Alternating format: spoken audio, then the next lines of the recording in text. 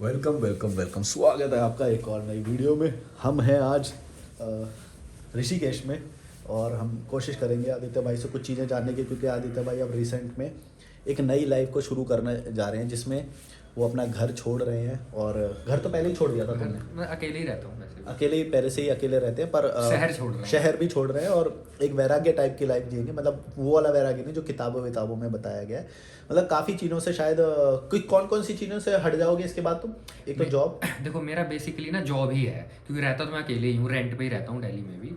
तो वो तो मेरा वो सेम ही रहेगा, उसमें ज़्यादा मतलब मेन चीज़ है जॉब। मुझे जॉब की लाइफ से निकलना है, जो जो मेरा सारा टाइम खा जाती है। मेरे लिए 2 घंटे भी नहीं बचते, सिर्फ सैटरडे संडे बचता है, या पूछना पड़ता है, लीव लेना पड़ता है, वो उससे निकलूंगा मैं। पर क्या तुम जब जॉब छोड़ रहे हो तो तुमने पहले से फाइनेंस का कोई एक मोटा वो कर रखा है पहले से, या फिर बिना उसके सिक्योरिटी के छोड़ मतलब रहे मेरे पास बहुत ज़्यादा सेविंग्स नहीं है। ऐसा नहीं है कि मेरे आगे 8-10 साल सब फिक्स हो जाएंगे, ऐसा नहीं है। थोड़ी बहुत सेविंग है, और मैं थोड़ा बहुत अर्न कर लेता हूँ जॉब के अलावा भी, सोशल मीडिया के थ्रू, कॉल कंसल्टेशंस के थ्रू, इन सब के थ्रू। तो मेरा मेरा खर्चा कुछ ज़्यादा है ही नहीं, तो मेरा चल जाएगा। मेरा दिन का खर्चा बहुत कम है। हो? ओके। तो अभी जैसे तुम्हारा ऐसा अभी क्या खर्चा है जो तुम्हें लगता है कि अभी ये वाली लाइफ जब छोड़ दोगे तो उसके बाद वो खर्चा नहीं होएगा? हाँ, तो मैं बताता हूँ। जैसे अभी मेरा ऐसा है ना, कपड़े खरीदने पड़ते हैं मीटिंग्स के लिए, फॉर्मल कपड़े होने चाहिए, है ना, वो चाहिए ही चाहिए। आप टी शर्ट लोअर में नहीं जा सकते ऑफिस, तो कपड़े। और ऑफिस पार्टीज आप ना चाहते हुए भी जाना पड़ता है। मान लो कोई ऑफिस ने पार्टी थ्रो करी और आप मना कर रहे हो, तो ये एक नेगेटिव हो जाता है, अरे वो तो नहीं आ रहा है, तो आपके अप्रेजल में दिक्कत आएगी, या आपके रिलेशन खराब होने शुरू हो जाएंगे, आपके साथ गलत व्यवहार होगा। ये टुच्चे 2 कौड़ी के लोग होते हैं कॉर्पोरेट में, बहुत बहुत तुच्छ। मतलब अगर आपने एक पार्टी के लिए मना कर दिया ना, तो ये आपके साथ पॉलिटिक्स करने लग जाएंगे। आपको बोलेंगे अरे ये तो ज़्यादा वो बन रहा है, और वो समझेंगे ही नहीं कि भाई उसका मन नहीं है। तो पार्टी में जाओगे वहाँ आपका पैसा खर्चा होगा, आपको इधर उधर बहुत चीज़ें होती हैं, बहुत चीज़ें खर्चे बच जाएंगे जब आप निकल जाओगे उस लाइफ और से। अभी जब जैसे तुम रेंट पे रहते हो, तो जब घर छोड़ा था तो फिर रेंट पे रहना, उसमें कोई इमोशनल कुछ प्रॉब्लम्स आई थी या किस हाँ, तरह वो की वो? आया था, क्योंकि मैं एक ऐसा इंसान हूँ जो मैं हमेशा फैमिली के साथ रहा हूँ, फैमिली के साथ ही बड़ा हुआ हूँ।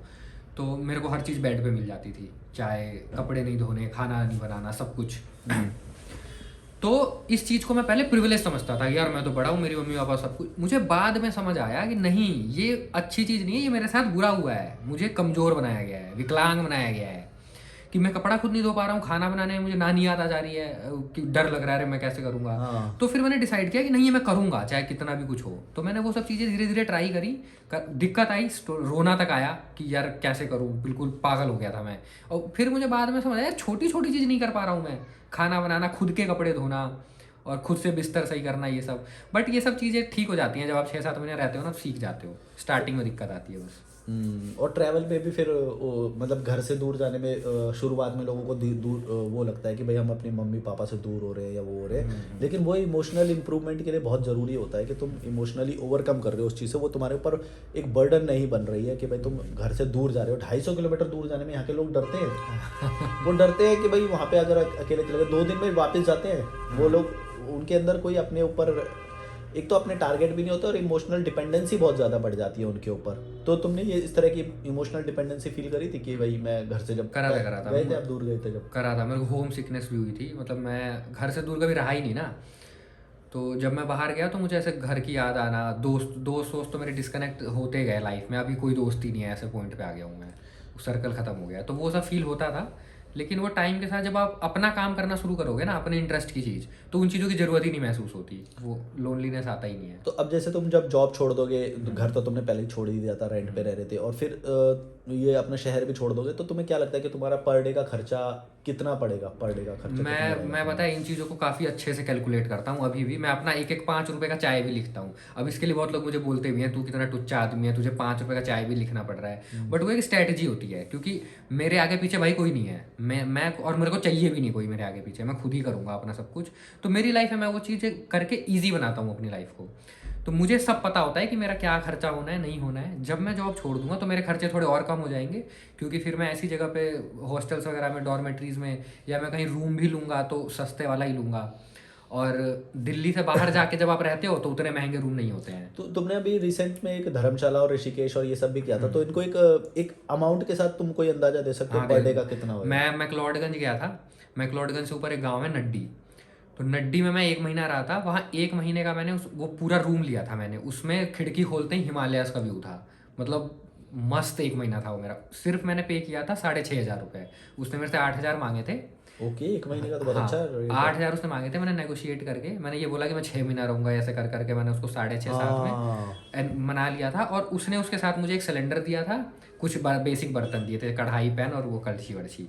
तो मैं कुछ कुछ सामान ले आया था, जैसे बेसन है ना, अंडे वंडे ले मतलब आया था सेल्फ मैं। कुकिंग कर लेते थे थोड़ी थोड़ी। हाँ, मैं यही, क्योंकि उससे पैसे नहीं, मैंने 2,000 का सामान लेके आया, वो मेरे 15 दिन चल गया, और बाहर का खाना का पूरा पैसा बच गया मेरा।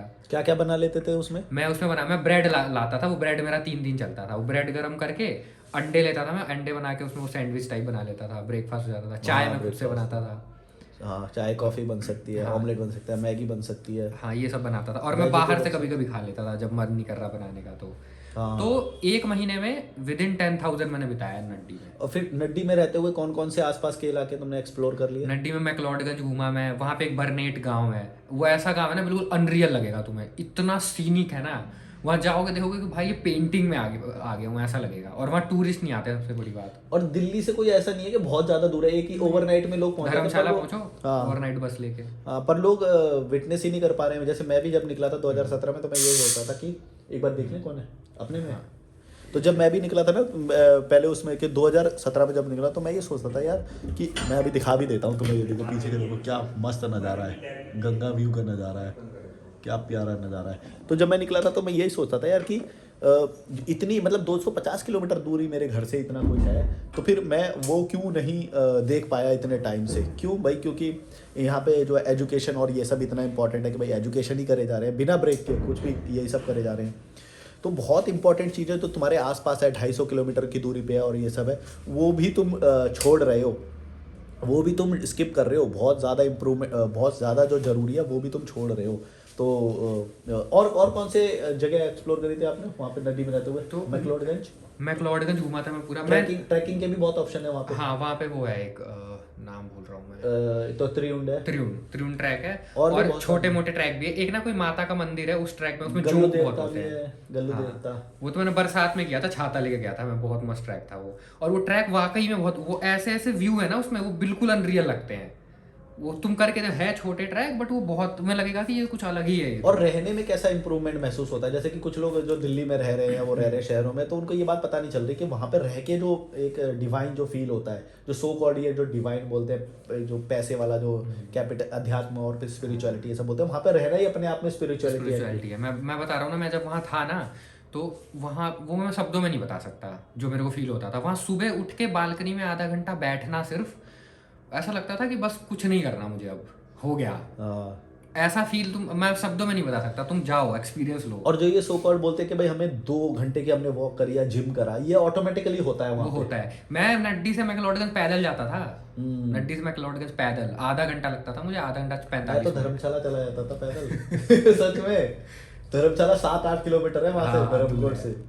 तो पता ही नहीं चलता, पता ही नहीं चलता वॉक वहाँ। करते करते। पता ही नहीं चलता, तुम्हारी हेल्थ ऑटोमेटिकली इंप्रूव हो रही होती है, तुम्हें ये बात पता भी नहीं चलेगी। और मैं हेल्थ जब बोल रहा हूँ तो बाहरी आकर्षण वाला वो नहीं बोल रहा हूँ, इंटरनली जो तुम्हारा रेस्पिरेटरी सिस्टम है और वो सब है ना, वो अंदर से रिफाइन हो रहा होता है। लंग्स, ऑर्गन्स अच्छे होते हैं। लंग्स तुम्हारे, वो सब कुछ, और जो रक्त में जो तुम्हारे वो जो दौड़ते हैं आरबीसी और डब्ल्यूबीसी, वो सब भी रिफाइन होता है वहाँ पे, क्योंकि एक्यूआई बहुत अच्छा है, क्योंकि हवा ऑक्सीजन लेवल बहुत अच्छा है। तो ये सब भी फायदे हैं भाई, जो तुम घर से निकल जाओगे तो तुमको और फायदे पता है, होंगे। पैसों के लिए भी अगर कोई सोचता होगा ना, तो मैक्लोडगंज में जैसे मान लो थोड़ा महंगा मिल सकता है, लेकिन थोड़ा ऊपर जाओ, नड्डी जाओ, बरनेट जाओ, वहाँ बहुत सारे गांव हैं, वहाँ होम स्टे हैं, बहुत सारे होम स्टे हैं जो शायद तुम्हें ऑनलाइन नहीं मिलेंगे। वो ऑनलाइन है ही नहीं। है ही नहीं, मैंने भी ये देखा, बहुत सारे होम स्टे, उनको पता नहीं है कि ऑनलाइन कैसे वो तुम करें। जाके उनसे बात करो, बहुत कम में दे देंगे तुम्हें। वहाँ के लोकल लोगों ने अपने घर में 2 रूम में खुद रहते हैं, बाकी सारा होम स्टे बना रखा है। ऐसा ही मैं मनाली में रुका था, जैसे आप बोल रहे हो ना, वो उनको पता भी नहीं है ये ऑनलाइन वॉनलाइन, कुछ नहीं पता उन्हें। पर तुम अगर जाओगे, जैसे 1-2 दिन पहले जाओ वहाँ पे, 1-2 दिन हॉस्टल में रुक जाओ, हॉस्टल में रहते हुए तुम जाओ और हंटिंग करो एक बढ़िया होम स्टे के लिए, जो महीने में के लिए तुम्हें दे देगा आसानी से, बहुत बढ़िया व्यू के साथ तुम्हें मिल जाएगा वहाँ पे। व्यू ही व्यू है वहाँ, तो पूरा गांव है, तो कहीं भी रह लो जाके। और ट्रैकिंग करोगे, और तुम अगर कंटेंट क्रिएट करते हो या वर्क फ्रॉम होम करते हो या वो करते हो, तो तुम्हें बस वाईफाई चाहिए होगा। वाईफाई भी होता ही है, सब जगह होता है उधर Wi-Fi। होता है वाईफाई। तो वाईफाई सब जगह पे है अब, तो तुम इजीली वहाँ पे रह सकते हो। और क्या बात कर रहे थे हम, कि जब तुम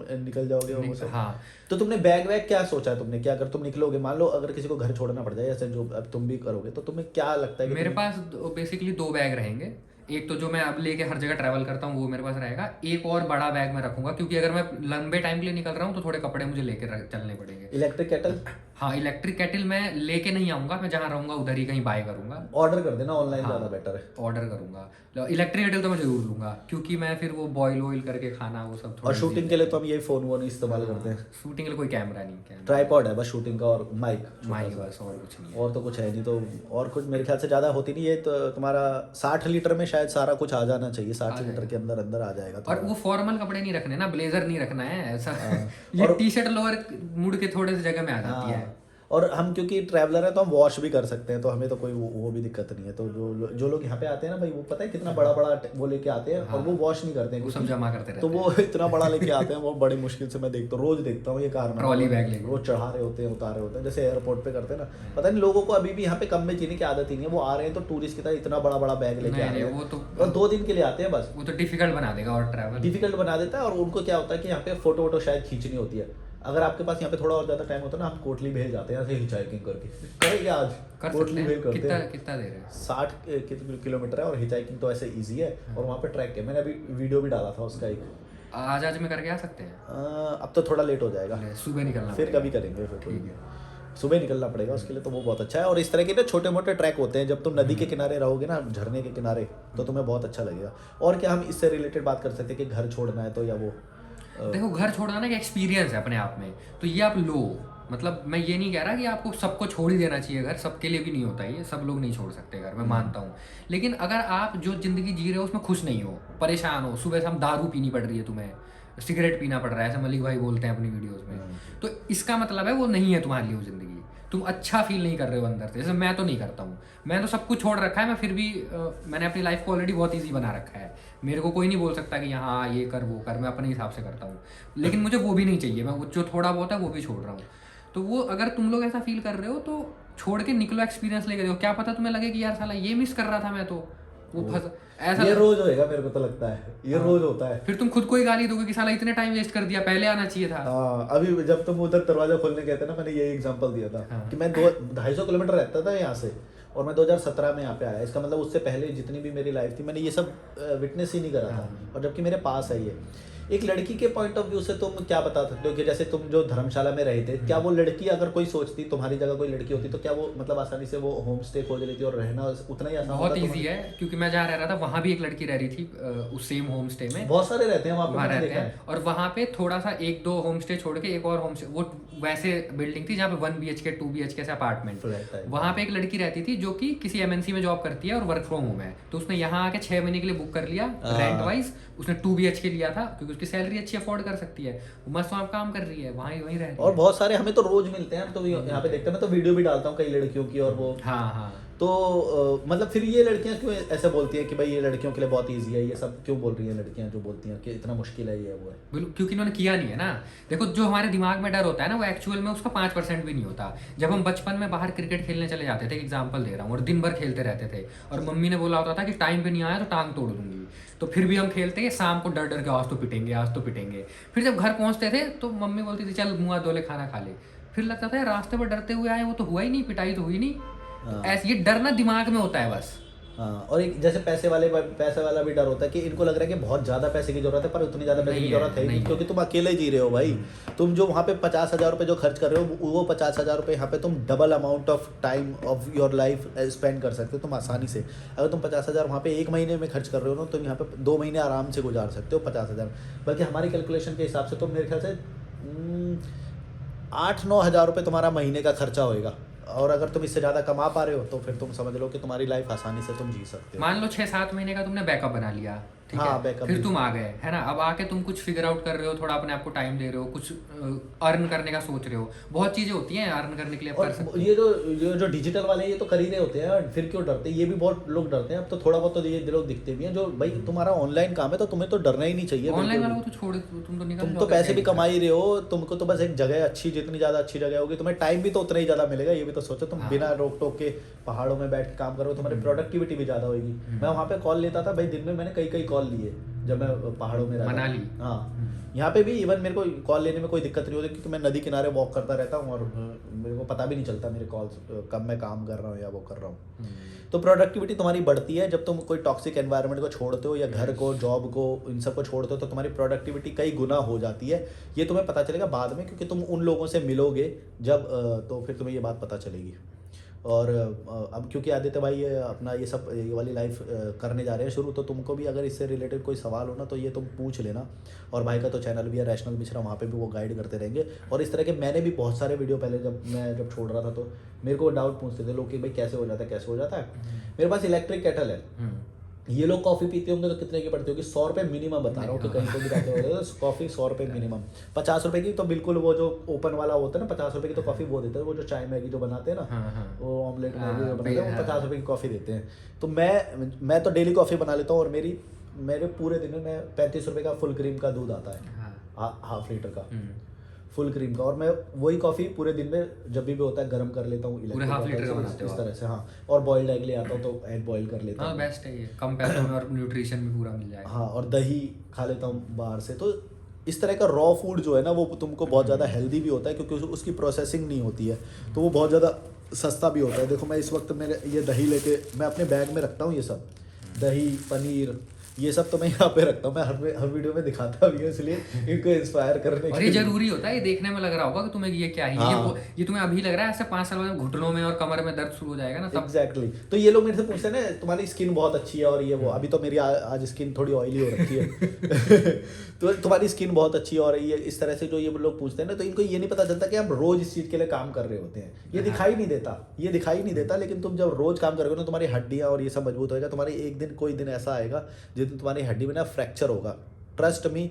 उस दिन तुम यही सोचना कि भाई लॉजिकल मलिक ने ये बात बताई थी कि भाई कैल्शियम की रोज पूर्ति करो और वो करो, तुम वो नहीं कर रहे थे, इसीलिए तुम्हारी वो हड्डी टूटी। मेरे क्लाइंट का स्लिप डिस्क हुआ था अभी, तो मैंने उनको यही बताया कि तुमने अगर मेरी बात उसी वक्त मान ली होती और एक्सरसाइज वगैरह करी होती तो वो टूटती नहीं तुम्हारी हड्डी, है मैं गारंटी दे रहा हूँ। इतनी आसानी से नहीं टूटती ह्यूमन की हड्डी, लेकिन हमारे यहाँ पे क्योंकि कार्ब्स वाला खाना खिलाया जाता है, तला भुना मैदा वाला और स्पाइसी, इतना ज़्यादा प्रोसेसिंग किया हुआ खाना, तो उससे क्या है वो जो न्यूट्रिएंट्स होते हैं वो अब्जॉर्ब ही नहीं हो पाते और वो किल हो जाते हैं, मतलब खत्म हो जाते हैं। तो काब्स तो वो मोटा पेट निकल जाएगा और तुम जिंदगी में जो अच्छा कर सकते हो वो नहीं कर पाओगे। और वो अच्छा फील नहीं होता ना, स्लीपी फील होता है अगर आप कार्ब वाला खाना खाते हो तो बार नींद आती है, प्रोडक्टिविटी नहीं कर पाओगे, कुछ करने का मन नहीं करेगा। हाँ, मैं इससे मेरे को एक बहुत अच्छी बात याद आई। अनिरुद्ध आचार्य जो पूकी बाबा है, उसकी सभा में कोई गरीब लोग नहीं आते, उसमें एक महिला ने ये सवाल पूछा कि भैया मुझे नींद बहुत आती है, बाबा जी मुझे नींद बहुत आती है, मेरे को इसका कोई उपाय बताओ। उसने पता नहीं कुछ उल्टा सीधा सा जवाब दे दिया। उसने एक बार भी ये बात नहीं बोली भाई तुम कार्ब्स वाला खाना खा रहे हो इसलिए नींद आ रही है। कितना लॉजिकल है, कितना वो सीधे सा इसका रीजन है। लेकिन उसकी सभा में उसने ये आंसर दिया ही नहीं, पता नहीं क्या बताया कि नींद आती है तो सो जाया करो, क्या दिक्कत है ऐसा कुछ तो जवाब दिया, नींद आ रही तो सो जाया करो। पता ही नहीं होगा, खुद ही नहीं पता होगा। हाँ, उसको खुद ही नहीं पता होगा। तो ये जो धार्मिक और ये सब जो होते हैं, मैं कोई इसको टारगेट नहीं कर रहा हूँ, पर मैं तुम्हें बता रहा हूँ कि तुम्हें सही ज्ञान कभी ऐसे मिलेगा ही नहीं अगर तुम ऐसे साइंटिफिक तरीके से नहीं सोचोगे कि भाई कार्ब्स क्या करता है, फाइबर क्या करता है, प्रोटीन क्या करता है। वो उसने इतना बढ़िया सवाल पूछा कि भाई नींद आती है कोई सॉल्यूशन बताओ। सीधा बताना था कि भाई कार्ब्स वाला खाना मत खाओ, प्रोटीन वाला खाओ, तुमको नींद आनी कम हो जाएगी और एक्सरसाइज करो, एक्टिव रहो। ये इसका आंसर था। तुमको भी शायद, तुम इंडियन लोग अगर देख रहे हो, हिंदी में कंटेंट है तो इंडियन देख रहे होगे, तो उसका यही रीज़न है भाई तुम कार्ब्स वाला खाना खा रहे हो, तुम्हारे घर में कार्ब्स वाला खाना बन रहा है, ये सब खाओगे ना तुम दही और ये तुम एक्टिव रहोगे। और ये सब ना इंडिया में अब थोड़ा बहुत लोग बात कर रहे हैं, बट विदेशी चैनल देखोगे ना तुम, उस पर ये बताते हैं, उसमें वो प्रोटीन और वाटर इनटेक पे बहुत जोर देते हैं। आपका डेली का प्रोटीन इनटेक और वाटर इनटेक पूरा होना चाहिए, और वो लोग इस चीज को ट्रैक करते हैं। हमारे यहाँ पता ही नहीं है, किसी से पूछ लो भाई आज तूने दिन भर में कितना पानी पिया, वो बोलेगा ये कौन सोचता है ये सब। लेकिन मैंने एक चीज देखी कि जो अभी हम थोड़ी देर पहले धर्मशाला और धर्मकोट में रहने वाली बात कर रहे थे, तो तुम जब वहां पे रहोगे ना तो ऑटोमेटिकली वो पूरा होता है। तुम देख लेना कभी भी तुम वहां पे वॉक कर रहे होगे ना, तुम ऑटोमेटिकली पानी पियोगे। एक तो स्रोत भी अवेलेबल है, मीठा पानी वैसे ही अवेलेबल है। और दूसरी चीज ये होती है ना कि जब आप अकेले रहते हो तो आप कॉन्शियस रहते हो, आपको कि भाई बीमार नहीं पड़ना, अफोर्ड नहीं कर सकते बीमार पड़ना, तो पानी ज्यादा पियोगे, मसाले नहीं खाओगे ज्यादा, एक्टिव। क्योंकि जो ट्रैवलर्स होते हैं देखना उनके चेहरे पे एक ग्लो होता है, बीमार नहीं पड़ते, पतले होते हैं वो, मोटे नहीं होते कभी भी।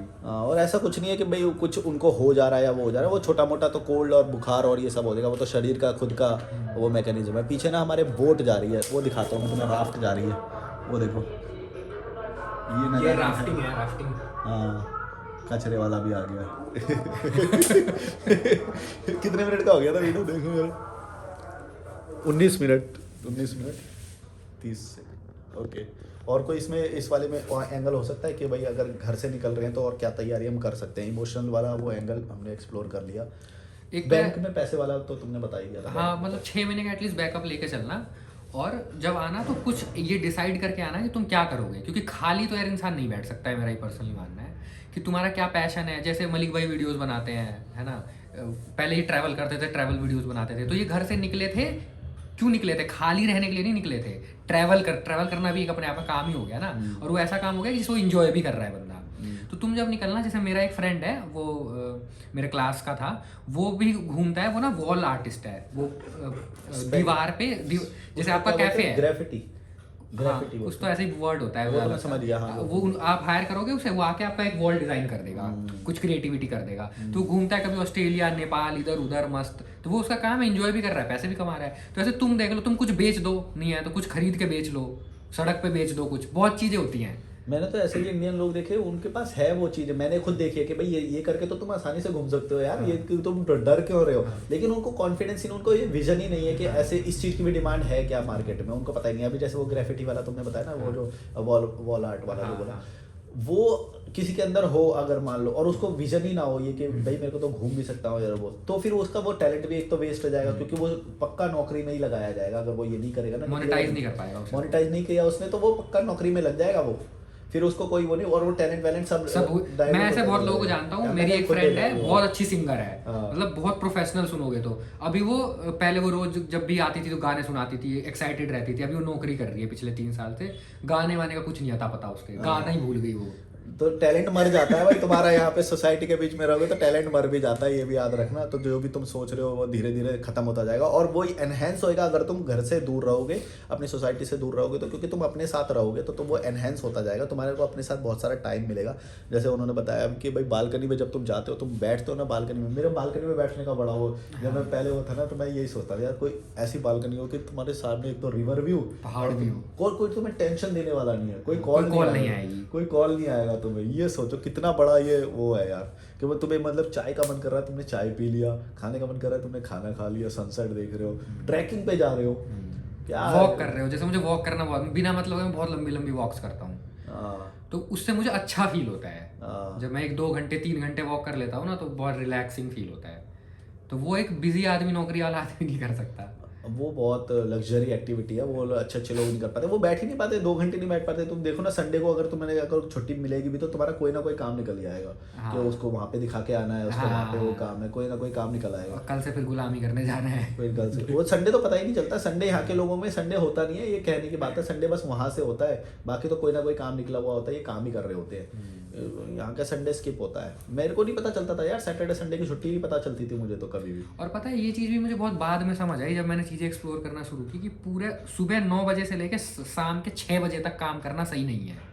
हाँ, मेरी इस चीज़ पे बहुत लोग डिसएग्री करते हैं और बोलते हैं नहीं ये क्या, जो आप बोलते हो ना कि 2 से 3 घंटे ही काम करना चाहिए, ये बात बहुत सही है, मैं बहुत पर्सनली इसको मानता हूँ। क्योंकि अगर आप इससे ज्यादा कुछ कर रहे हो ना, किसी और मालिक के लिए काम कर रहे हो, किसी और का बिजनेस बढ़ाने के लिए काम कर रहे हो, तो तुम बस एक रोबोट हो, एक उसका पुर्जा हो मशीन का। हाँ, और वो तो बल्कि 12 घंटे तक स्ट्रेच कर रहे हैं, अभी तो वो 16 तक ले जाएंगे, बोलेंगे 16 घंटे का काम करो, अब दे रहे हैं ना पैसे, और फिर पैसे भी कम कर देंगे। मिनिमम वेजेस भी नहीं है यहाँ पे, तो भी लोग 12 घंटे। मैं बता रहा हूँ ना, जब मैंने पहली बार एक जॉब शुरू की थी 2015 में, जब मैं कॉलेज में ही था, तो छुट्टी के टाइम में कुछ छोटा मोटा डेटा एंट्री का काम शुरू किया था।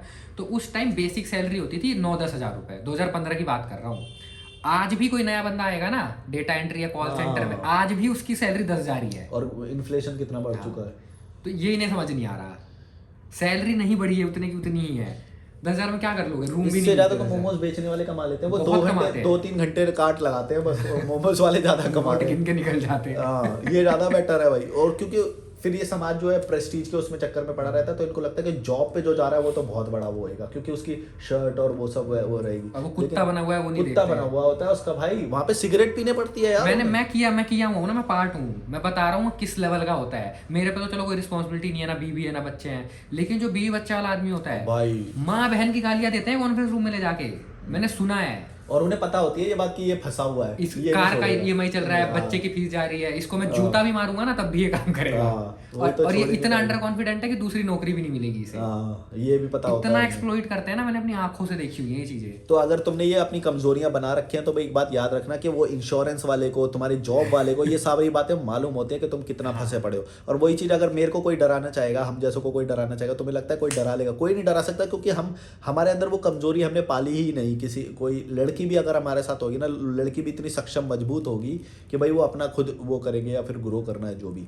तो अगर लाइफ में तुम किसी को भी बांध रहे हो अपने साथ, तो एक बात याद रखना कि उसका मजबूत होना बहुत जरूरी है। अगर तुम ये शादी, बच्चे, ये सब कर लेते हो ना, समाज और ये सब, ये तो तुम्हें गुलाम बनाने वाली चीजें हैं। घर, अपना घर भी, तुम्हें क्या लगता है अपना घर वर लेना चाहिए, कैसे वो करना चाहिए? देखो ये तो बहुत सब्जेक्टिव चीज मानता हूँ मैं, लेकिन मेरा पर्सनल वो है, मैं घर नहीं लूंगा कभी।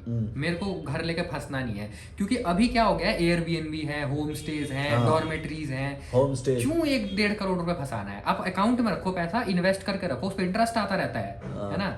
और आप सस्ते में रहो ना, बढ़िया 1 करोड़ के घर में रहो ना। हाँ, अगर आपके पास ज्यादा पैसे हैं तो थोड़े बहुत पैसे दे के रहो, 20,000 रुपए में मिल जाता है, 25,000 रुपए मिल जाता है। पर जो लोग घर बना रहे हैं मेरे ख्याल से वो वंश वाला जो वो रहता है ना कि भाई हमारे अगर घर बनाएंगे और बच्चे करेंगे तो उनको हम हैंड ओवर कर देंगे। वो तो फालतू की बकवास है। वही तो ट्रैप है, उसी के चक्कर में तो बना रहे हैं। वरना हम जैसा लोग हो तो मैं तो बेच के खा जाऊंगा, 1 करोड़ का घर होएगा तो भी।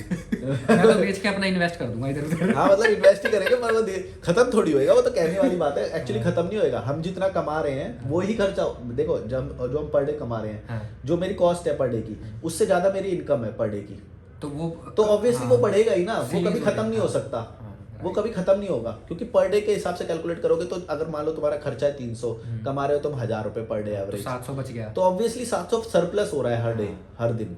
तो ये कभी कम नहीं होएगा। तो लोग अगर ऐसे कैलकुलेशन करेंगे तो इनको डर नहीं लगेगा, पर ये लोग ऐसे कैलकुलेट करते नहीं। उनको पता नहीं क्या लगता है कि बाहर रहने में ये हो जाएगा, वो हो जाएगा, 20-30 लाख रुपए मुझे हेल्थ इंश्योरेंस या उसके लिए चाहिए। अरे ये सब ट्रैप है, ये सब लिटरली ट्रैप है। मैं तो इंश्योरेंस सेक्टर में हूँ, मेरे से पूछो ना भाई।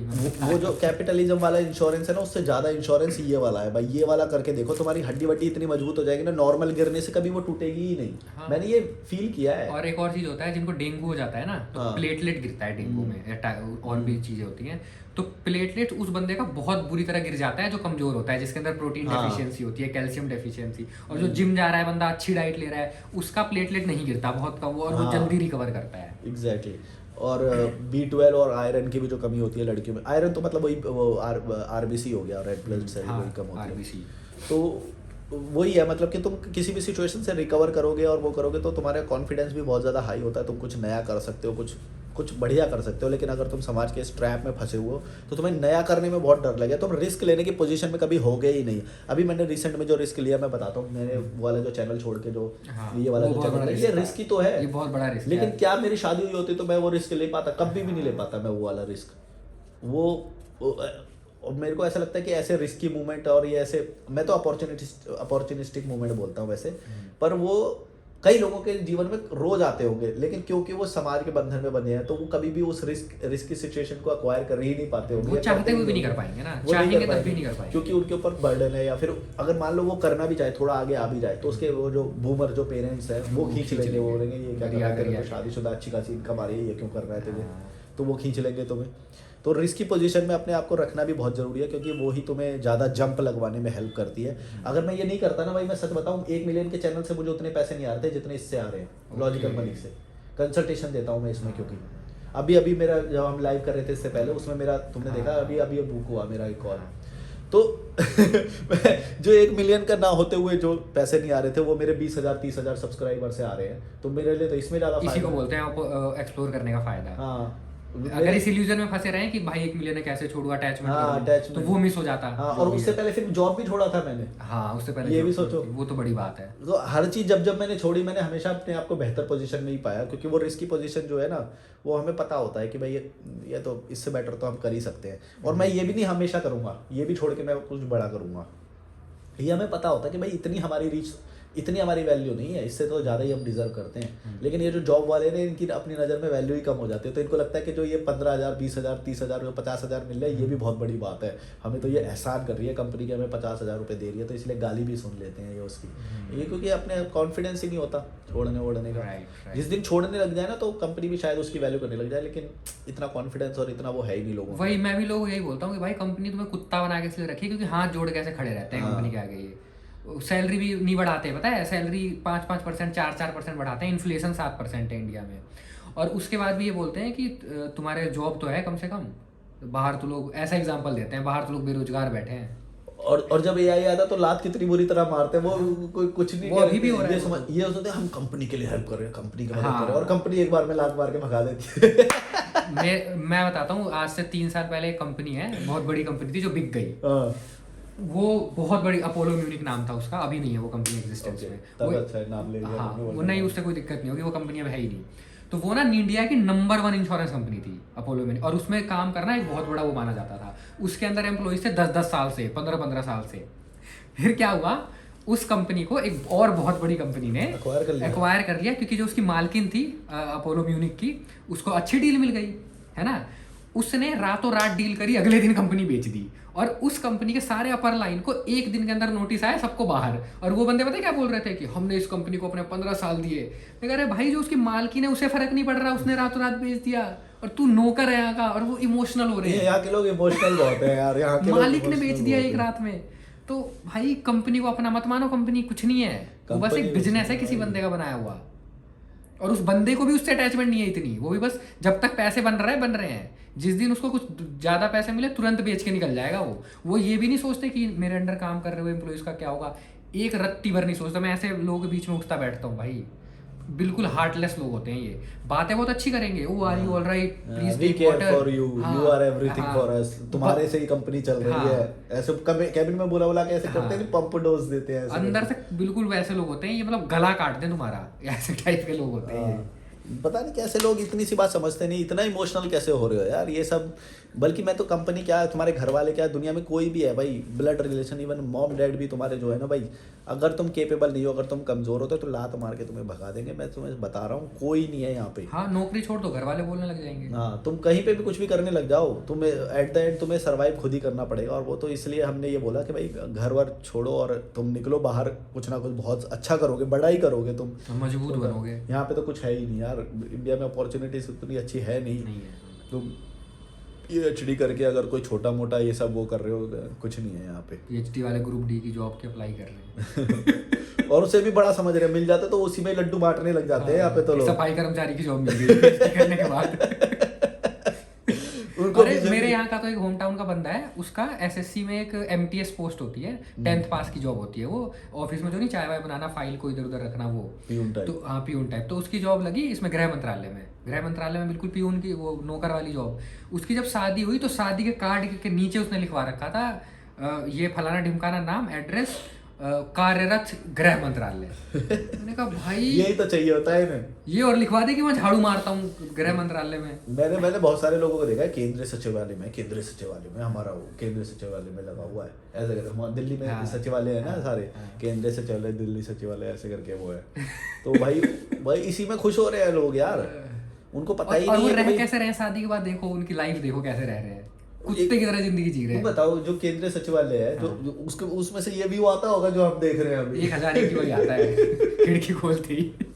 अबे यार, तुम लोग क्यों नहीं समझ रहे हो भाई? तुम अपना precious time of the years, जो तुम्हारे लाइफ के जो वो हैं, वो सब तुम वेस्ट कर रहे हो अगर तुम ज़्यादा वो कर रहे हो तो भाई हम तो यही बोलेंगे, हम तो इस राह पे निकल पड़े हैं। मैं तो बहुत 5 साल पहले ही निकल गया था, तो मैंने बहुत सारे लोगों को मैंने इस चीज़ में गाइड भी करा है। मेरे जो क्लाइंट्स होते हैं मैं उन्हें भी गाइड करता हूँ कि किस तरह से तुम बाहर वो कर सकते हो। और मैं रिट्रीट्स वगैरह भी अब मैंने वो शुरू कर दिया कि जिससे कॉन्फिडेंस शुरुआत में लोगों को डेवलप होए, कि शुरुआत में डरते बहुत हैं लोग। एक बंदे का आपने कराया भी तो, ट्रैवल कराया बंदे का। मैंने 2-3 लोगों को करे, एक का डिप्रेशन के लिए किया था, वो डिप्रेशन में हाँ, वो मैंने देखी थी आपकी वीडियो है, वो आए थे आपसे मिलने, होटल बुक कर रखा था उन्होंने, बहुत आया था मैं। हाँ, वो डिप्रेशन में थे तो उनको डिप्रेशन के लिए करा था, फिर एक को कॉन्फिडेंस के लिए करा था। उसको कॉन्फिडेंस नहीं आ रहा था कि भाई बाहर जाएंगे तो ये कैसे करेंगे और वो सब, हमें कुछ करना है और काम कैसे ढूंढेंगे बाहर जाके, काम का लोगों को ज़्यादा रहता है। लोग ना फाइनेंशियल इंस्टेबिलिटी से बहुत ज़्यादा डरते हैं। क्योंकि मैं फाइनेंशियली इंस्टेबिलिटी में ही था जब मैंने ट्रैवल शुरू करा था, तो मैंने उस चैनल का नाम भी रख दिया था ट्रैवल विदाउट मनी,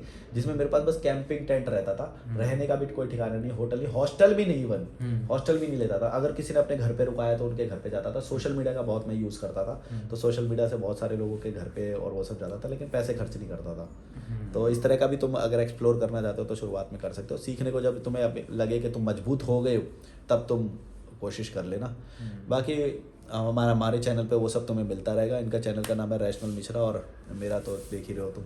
तो इस पे भी हम कभी कभी गाइड करते रहेंगे कैसे तुम सोलो ट्रैवल और वो कर सकते हो। आने वाले टाइम में तुम्हें ये सब थोड़ी बहुत जानकारी देते रहेंगे, और कोई जगह हम जो शिफ्ट करेंगे तो वो सब भी पता लगता रहेगा कि अभी जैसे हम यहाँ पे कर रहे थे, यहाँ का तो मैंने बहुत सारा बताया है कि हॉस्टल वगैरह और वो सब। यहाँ के तो बहुत वीडियोज हैं आपके। हाँ, और बाहर के भी तुम्हें मिलने लग जाएंगे फ्यूचर में। Like share subscribe, bye bye.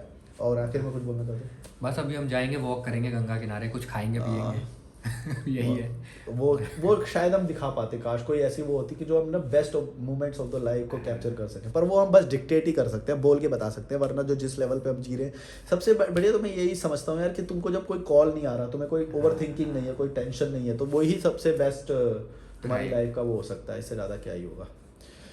चलो बाकी like share subscribe, bye bye. Last में एक बार बैक का दिखा देता हूँ, ये देखो मैंने दिखाया था थोड़ी देर पहले। लोग बोटिंग कर रहे हैं। वो जा रहा है, वो तो काइकिंग कर रहे हैं ना। हाँ, वो काइकिंग है। वाह, बढ़िया है। चलो like share subscribe, bye bye.